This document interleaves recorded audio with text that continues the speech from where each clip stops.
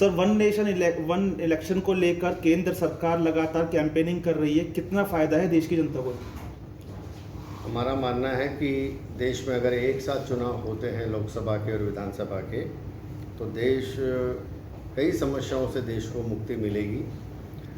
जो हमारा एक बहुत खर्चा हो रहा है, देश में डेवलपमेंट जो बहुत स्लो है, वो डेवलपमेंट भी फास्ट होगा और कई प्रकार के चीज़ों से मुक्ति मिलने की संभावना है। इसलिए प्रधानमंत्री जी के नेतृत्व में पूरे देश भर में एक अभियान चला है कि वन नेशन वन इलेक्शन हो।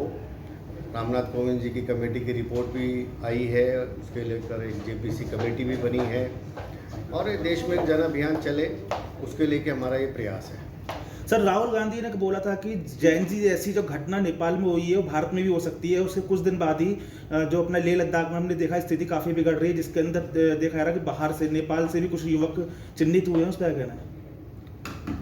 भारत में ऐसा नहीं है। भारत का युवा बहुत समझदार है और वो देश के बारे में विचार करता है और भारत का युवा देश के लिए काम कर रहा है। इसलिए भारत में राहुल गांधी जी का ये बयान एक हास्यास्पद बयान है।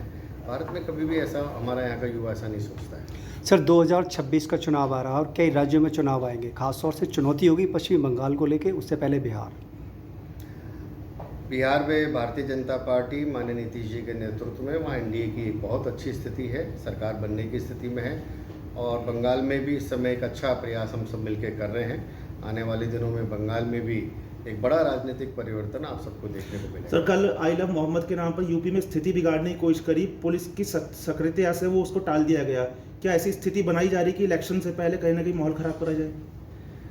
ये सभी विषय जो इस प्रकार के देश में बार बार मुद्दे आते हैं, मेरा मानना है कि ऐसे सभी मुद्दों के कारण से जो हम विकास के काम करना चाहते हैं, जो डेवलपमेंट करना चाहते हैं, ऐसे उन सभी कामों के अंदर ये बाधा आती है। मेरा मानना है कि ऐसे सभी मुद्दे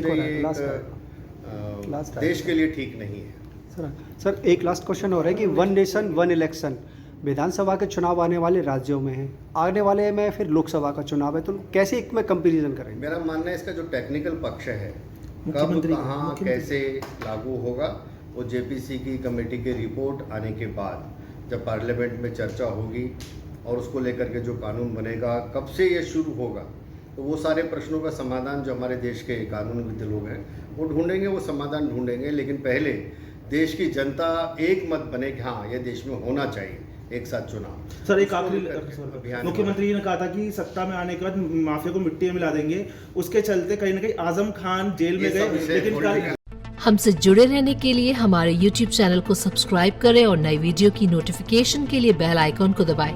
अगर आप ये वीडियो Facebook पर देख रहे हैं तो लाइक जरूर करें और ज्यादा से ज्यादा शेयर करें। धन्यवाद।